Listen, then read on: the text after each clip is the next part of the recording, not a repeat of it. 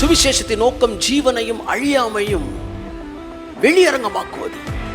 எங்கே? இங்கே வெளியரங்கமாக்குவது. ஜீவனானது மரணமானது ஜீவனாலே விழுங்கப்படும்படிக்கு இந்த சரீரத்தை தரித்து கொண்டிருக்க நாங்கள் விரும்புகிறோம்.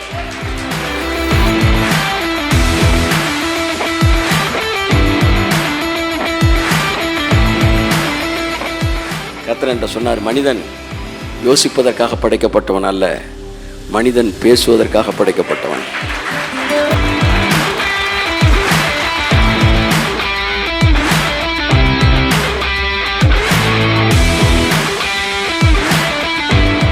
பிரமாணம் என்றால் அது சட்டம். என்றைக்கு இயேசு கிறிஸ்துவை நீங்கள் சொந்த இரட்சகராக ஏற்றுக்கொண்டீர்களோ அன்றைக்கு அந்த சட்டத்திற்குள் நீங்கள் வந்திருக்கிறீர்கள். நீங்கள் சட்டத்திற்கு கீழ்ப்பட்டவர்களாக இருக்கிறீர்கள். என் அன்புக்குரியவர்களே, சட்டத்திற்கு கீழ்ப்பட்டவர்களை சட்டம் தன் கடமையை கையத்தட்டு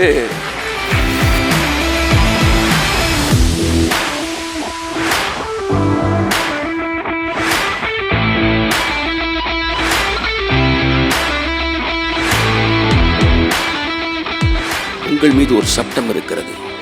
அது ஜீவனுள்ள ஆவியின் சட்டம். அந்த ஜீவனின் சட்டம் தன் கடமையை உங்கள் சரீரத்தில் செய்யும். ஆமென், ஆமென், ஆமென்.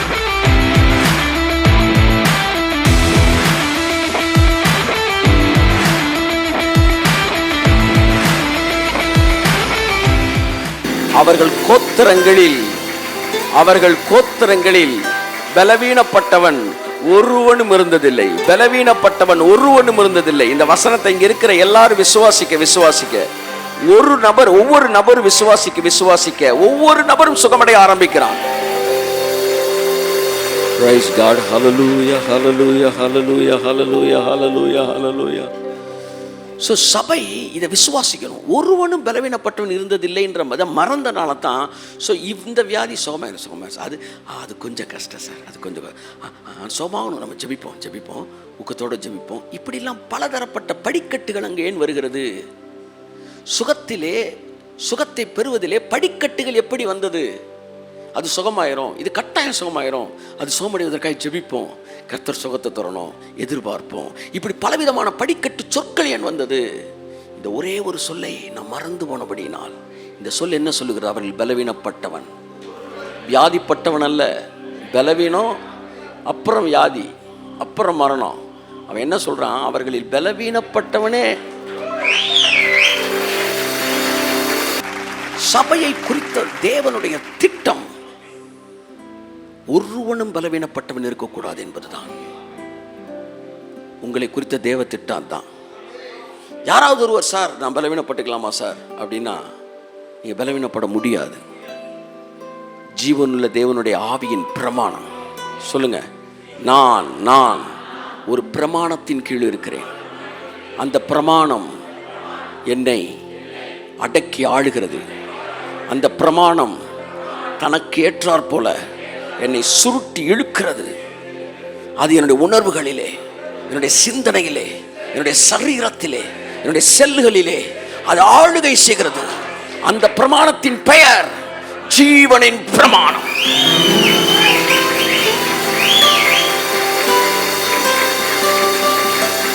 நல்லா கையை தட்டி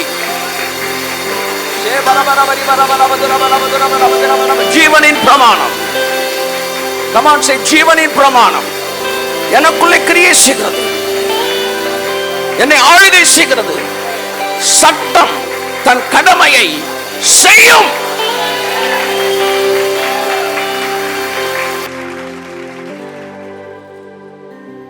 சட்டத்திற்கு ஒரு கடமை இருக்கான்.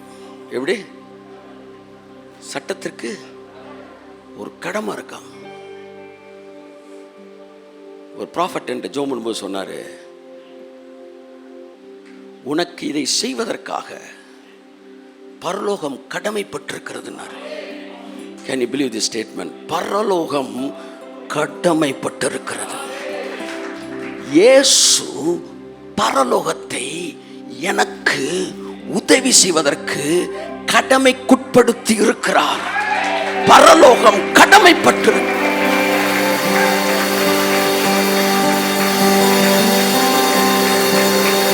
Come on, brother. Come on, brother. Receive, receive, receive, receive. Receive the anointing. Receive it. உங்களுக்கு உதவி செய்வதற்கு பரலோகம் கடமைப்பட்டிருக்கிறது. பரலோகம் கடமைப்பட்டிருக்கிறது. அப்ப சட்டத்துக்கு ஒரு கடமை இருக்கு. அந்த கடமை அது நிறைவேற்றணும். அதனால சட்டம் தன் கடமையை செய்யும் என்கிறார்கள். அப்படியே உங்கள் மீது ஒரு சட்டம் இருக்கிறது. அது ஜீவனுள்ள ஆவியின் சட்டம்.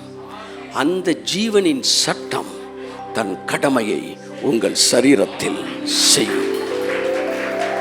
ஆமென், ஆமென், ஆமென். அது செய்யும். சொல்லுங்க, அது செய்யும். அது செய்யும் சார். அது செய்யும் சார். ரபா ரபோ ஷகா ரபா லஹாத ராமநாதி அங்கோ. நாம் எல்லோரும் என்ன செய்ய போகிறோம் என்பதெல்லாம் நம்முடைய விசுவாசம் இருக்கிறது. நாம் எல்லோருக்கும் நம்ம என்ன செய்ய போகிறோம் என்பதில் விசுவாசம் இருக்கிறது. ஆனால் உண்மையில் உண்மையான விசுவாசம், வலிமையான விசுவாசம், வல்லமையான விசுவாசம் என்ன செய்யப்பட்டிருக்கிறது என்பதில் தான் இருக்கிறது. என்பதில் தான் இருக்கிறது. என் அன்புக்குரியவர்களே, காலையில் போட்ட ஊசிக்கு மதியம் வரைக்கும் விசுவாசத்தோடு காத்திருக்கிற வேலை செய்யும்னு. It is finished, but you are eagerly waiting for the reaction even though you didn't feel anything positively. எதுவுமே உணரலன்னா கூட நீ போட்ட ஊசியை நம்பிட்டு சரியாகன்னு காத்திருக்கிற உனக்கு நீ பண்ணின ஜபத்தில் நீ சுகமாவேன்னு ஏன் நீ காத்திருக்க முடியலன்றதான் என் கேள்வி. நீ பண்ணி முடிச்சிட்ட, ஆனால் அது உனக்குள்ள வேலை செஞ்சுக்கிட்டு இருக்கு இருக்கு என்கிற விசுவாசம் தான் இன்னைக்கு நம்மள்கிட்ட இல்லை. நம்மள்கிட்ட இல்லை. ஒன்றுமே நடக்காட்டினா கூட சாப்பிட்ட மாத்திரைக்கு ஒரு ரியாக்ஷனை எதிர்பார்த்து காத்திருக்கிற எத்தனை பேர் ஜோம் பண்ணிட்டு ஒன்றுமே நடக்கலனா கூட விசுவாசத்தோட பண்ணியிருக்கிறேயா? ஏன்னா மாத்திரை சாப்பிட்டா சுகமாவன்றது எத்தனை % உண்மையோ அதை விட விசுவாசம் உள்ள ஜபம் பிணியாளியை ரட்சிக்கும் என்பது 1000 மடங்கு உண்மையுள்ளது. 1000 மடங்கு உண்மையுள்ளது. 1000 மடங்கு உண்மையுள்ளது. 1000 மடங்கு உண்மையுள்ளது. உங்களுக்கு ஒரு ஜீவனின் பிரமாணம் இருக்கிறது. அந்த பிரமாணம் தன் கடமையை செய்யும். ஆமா, சந்தோஷமா கடந்து செல்லுங்க. சட்டம் தன் கடமையை செய்யும். ஆமென்.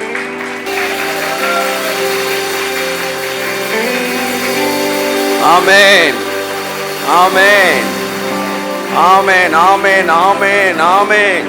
தூரமான புறச்சாதி எனக்கு ஜீவனுள்ள புதிய மார்க்கத்தினுள்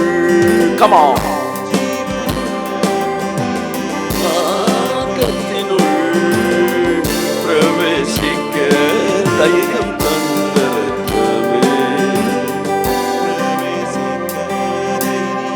சபை, இந்த உலகம் இதுவரை பார்த்திராத வகையிலே methods I'm talking about methods. இதுவரை இந்த உலகம் பார்க்காத மெத்தடு, இதுவரைக்கும் சபை பார்க்காத மெத்தட்ல எல்லாம் வருகிற நாட்களில் சுகமளிக்கிறது நடைபெற போகிறது. யூனிக் மெத்தட்ஸில் ஆமென், ஆமென். சபையானது இதுவரை பார்க்காத மெத்தட்ல எல்லாம் சுகமளிக்கிற வல்லமை என்ன செய்ய போகுது? ரிலீஸ் ஆக போகுது. பல விசித்திரமான வினோதமான முறைகளில் எல்லாம் சுகப்படுத்தப்பட போகிறார்கள்.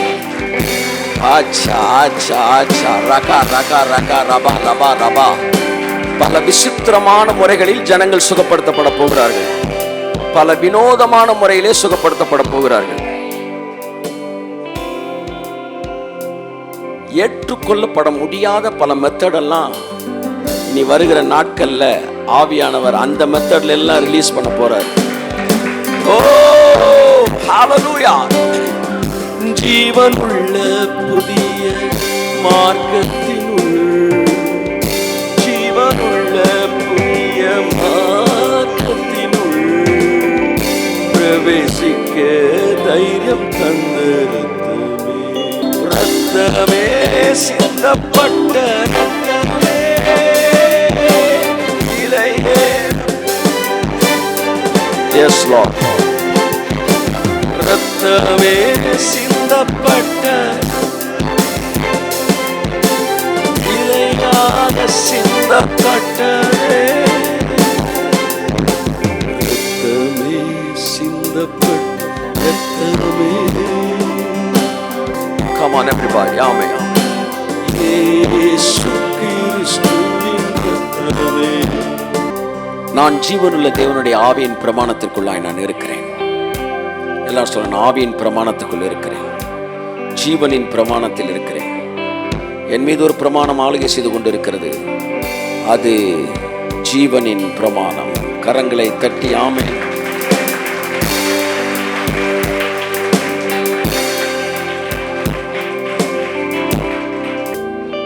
ரோமர் 8ஆம் அதிகாரம் 2ஆம் வசனத்தை வாசித்து முடிப்போம். கிறிஸ்து இயேசுவினாலே ஜீவனுடைய ஆவியின் பிரமாணம் என்னை பாவம் மரணம் என்பவைகளாகிய பிரமாணத்தினின்று விடுதலையாக்கிற்றே. கிறிஸ்து இயேசுவினாலே ஜீவனுடைய ஆவியின் பிரமாணம், ஜீவனுடைய ஆவியின் பிரமாணம், அதுதான் ஜீவ பிரமாணம், என்னை பாவம் மரணம் என்பவைகளின் பிரமாணத்திலிருந்து விடுதலையாக்கிற்று. 2 பிரமாணங்களை பற்றி இங்கு பைபிள் பேசுது.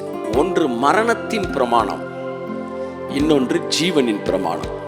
உலகம் முழுவதும் ஆதாம் பழத்தை புசித்த போது மரணத்தின் பிரமாணத்துக்குள்ளாய் கடந்து வந்தது. அந்த பிரமாணம் வேலை செஞ்சுக்கிட்டே தான் இருக்கு எல்லாருக்குள்ளேயும். ஆதாம் பழத்தை புசித்ததுனால இங்க இருக்கிற இந்த உலகத்தில் இருக்கிற எல்லார் மேலையும் மரணத்தின் பிரமாணம் கிரியை செஞ்சிச்சு, நம்ம மேலேயும் செஞ்சுக்கிட்டு இருந்துச்சு. ஆனா என்னைக்கு இயேசு சொந்த ரட்சகரை ஏற்றுக்கொண்டீங்களோ, அன்னைக்கு காட்டு ஒளிவ மரத்திலிருந்து வெட்டப்பட்டு நல்ல ஒளிவ மரத்தோடு இணைக்கப்பட்டீர்களோ, அன்றைக்கு ஜீவனின் பிரமாணம் மரணத்தின் பிரமாணத்திலிருந்து நம்மை விடுதலை ஆக்கிட்டு, இப்பொழுது நான் ஒரு ஜீவனின் பிரமாணத்தில் இருக்கிறேன். அந்த பிரமாணம் எனக்குள் வேலை செய்து கொண்டே இருக்கிறது. அது மரணம் என்கிற பிரமாணத்திலிருந்து பாருங்க. மரணத்தோட பிரமாணம் பலவீனம், மரணத்தோட பிரமாணம் வியாதி. அந்த மரணத்தோட பிரமாணம் வேலை பார்க்குது. ஆனா ஜீவனுடைய பிரமாணம் சுகம், ஜீவனுடைய பிரமாணம் ஆரோக்கியம், ஜீவனுடைய பிரமாணம் ஐஸ்வர்யம், ஜீவனுடைய பிரமாணம் வலிமை, ஜீவனுடைய பிரமாணம் சக்தி, ஜீவனுடைய பிரமாணம் நீடிய ஆயுள். கரங்களை தட்டி கர்த்தருக்கு நன்றி சொல்லுவோம். தூரமான புறஜாதி எனக்கு comma be serious in dealing with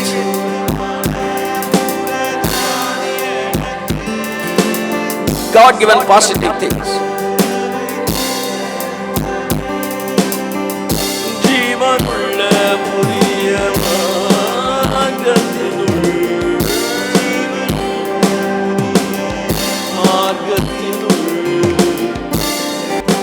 ரத்தமே.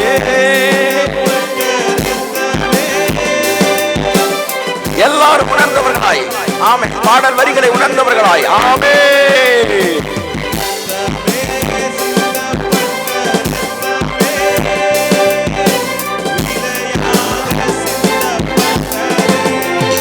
இன்னொரு தடவை சொல்லுவோமா?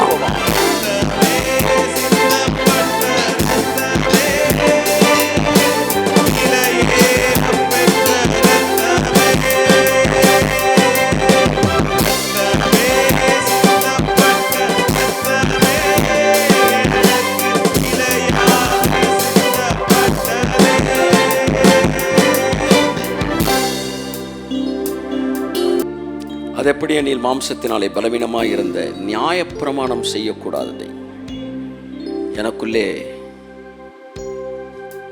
ஜீவனை கொடுக்க கூடாததை நியாயப்பிரமாணம் எனக்குள்ளே தர முடியாத ஜீவனை தேவனே செய்யும்படிக்கு தம்முடைய குமாரனை பாவ மாம்சத்தின் சாயலாகவும் பாவத்தை போக்கும் பலியாகவும் அனுப்பி மாம்சத்திலே பாவத்தை ஆக்கினிக்குள்ளாக தீர்த்தார். கிறிஸ்து இயேசுவினாலே ஜீவனுடைய பிரமாணம் என்னை பாவம் மரணம் என்கிற பிரமாணத்திலிருந்து விடுதலை ஆக்கிற்று. என் மீது ஆளுகை செய்கிற அந்த பிரமாணத்திற்கு நன்றி சொல்லுகிறோம், அந்த சட்டத்திற்கு நன்றி சொல்லுகிறோம். எல்லாம் வலது கருத்தை உயர்த்தி சொல்ல, என் மீது கிரியை செய்கிற, என் மீது ஆளுகை செய்கிற அந்த ஜீவனின் சட்டத்திற்கு நாங்கள் நன்றி சொல்லுகிறோம். அந்த ஜீவனின் சட்டத்திற்கு நன்றி சொல்லுகிறோம். அந்த ஜீவனின் சட்டத்திற்கு நன்றி சொல்லுகிறோம். அவர்களில் பலவீனப்பட்டவன், எங்களில் பலவீனப்பட்டவன் ஒருவனுமில்லை, ஒருவனுமில்லை, ஒருவனுமில்லை, ஒருவனுமில்லை. எங்களில் பலவீனப்பட்டவன் ஒருவனுமில்லை. காரணம், நாங்கள் ஜீவனின் சட்டத்திற்குள் இருக்கிறோம்.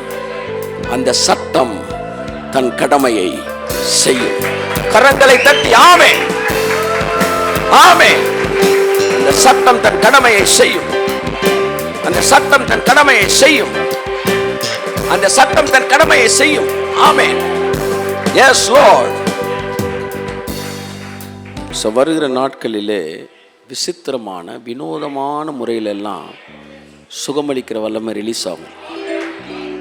நீங்கள் வேணாலும் பாருங்கள், இது ஒரு இந்த தீர்க்க தரிசன வார்த்தை நிறைவேறும்.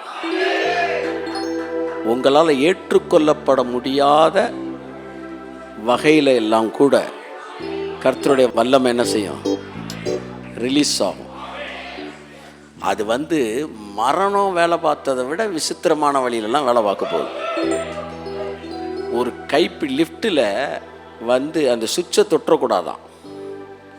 தொட்டவன் அடுத்தால் தொட்டுட்டான்னா வைரஸ் என்ன செஞ்சதுதான்? பரவிடுதான். இனிமேல் ஜீவன் எப்படிலாம் பரவ போகுது பாருங்க. தட்டு தட்டு தட்டு, நல்லா தட்டு, நல்லா தட்டு, நல்லா தட்டு, நல்லா தட்டு. ஆமாம், 8ஆம் நம்பர் ஃப்ளோருக்கு போகிறத அமுக்கிட்டு நீ போகிற, அன்னைக்கு 8க்கு வர்றவன் ஃபுல்லாக சுகமாகறான்.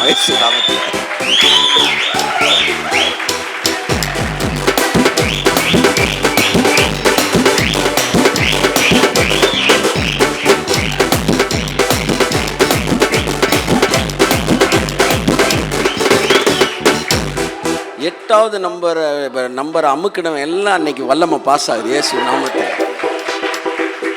ஸோ அதாவது இன்னைக்கு வரும்போது ஆவியானவர் சொன்னார், மரணமானது நன்மையானதை கொண்டு, அதாவது பாவமானது நன்மையானதை கொண்டு எனக்கு மரணத்தை பிறப்பித்தது. பாவத்தோட வல்லம் என்ன தெரியுமா? நல்லதை வச்சே கொன்னுச்சு. சபையில் பரிசுத்தம் பரிசுத்தம் பரிசுத்தம்னு பேசி உன் பரிசுத்தம் பத்தலை, அதனால் தெருவில் பிச்சைடுறா. உன் பரிசுத்தம் பத்தலை, அதனால் தெரு நாய் மாதிரி திரிடா. உன் பரிசுத்தம் பத்தலை, அதனால் உனக்கு சுகம் கிடையாதுடா. உனக்கு பரிசுத்தம் பத்தலை, அதனால் உனக்கு உன் கடன் அடையாதுடா.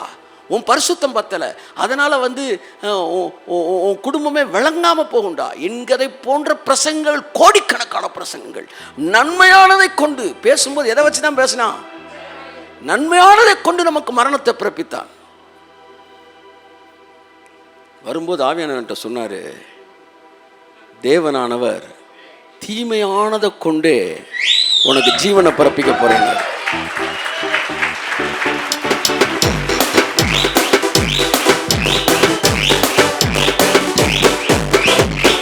சொல்ற புரியுதா உங்களுக்கு? நிறைய விஷயத்தை என் நெகட்டிவாக வச்சே பேசுவார் தேவன். அது பாரு, அதை பாடுறா, அதை பரவிச்சுடா. ஆமாம், அப்போ இது அப்படி தான் பரவும் அப்போ பிசாசு ஏன் இப்படிலாம் உனக்கு சொல்லி கொடுத்தோன்னு யோசிக்கிற அளவுக்கு தீமையானதை வச்சே என்கிட்ட நிறைய நல்லது பேசுவார். பாருங்க, நீங்கள் சொல்கிறார் தொட்ட ஒரு லிஃப்ட்டில் தொட்டதில் வியாதி பரவச்சில்ல. ஆமாம், அப்போ ஜீவன் பரவாதா? ஜீவன் பரவாதா?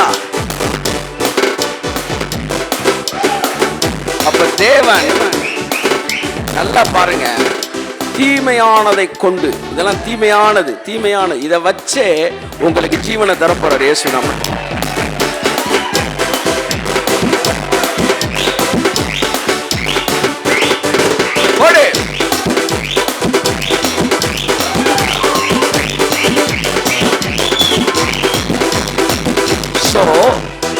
விசித்திரமான வினோதமான பல முறைகளிலே கர்த்தருடைய சுகமளிக்கிற வல்லமை உலகத்துக்குள்ள சபைக்குள்ள ரிலீஸ் ஆக போகுது. எல்லாரும் உற்சாகமாய் கரங்களை தட்டி ஆமென். பல விசித்திரமான வினோதமான வழிகளிலெல்லாம் தேவன் ஜனங்களை சுகப்படுத்த போறார். இயேசு கிறிஸ்துவின் நாமத்தினாலே என் ஜனங்கள் ஆசீர்வதித்து அனுப்புகிறேன். அவர்களில் பலவீனப்பட்டவன் ஒருவனும் இல்லை என்கிற வார்த்தையை நாங்கள் டிக்ளேர் பண்ணுகிறோம். இந்த உலகம் அதை பார்க்கட்டும், ஆச்சரியப்படட்டும். மெய்யாகவே இவர்கள் தேவன், ஜீவனுள்ள தேவன் என்பதை இந்த உலகம் புரிந்து கொள்கிற 1000 காரணங்களில் ஒன்று, 1000 விஷயங்களில் ஒன்றாக இது மாறட்டும். ஜனங்கள் ஆசீர்வதித்து அனுப்புகிறேன். இயேசு கிறிஸ்துவின் நாமத்தினாலே ஜெபிக்கிறேன் ஜீவனுள்ள நல்ல பிதாவே. என் ஆத்துமாவே கர்த்தரை ஸ்தோத்திரி.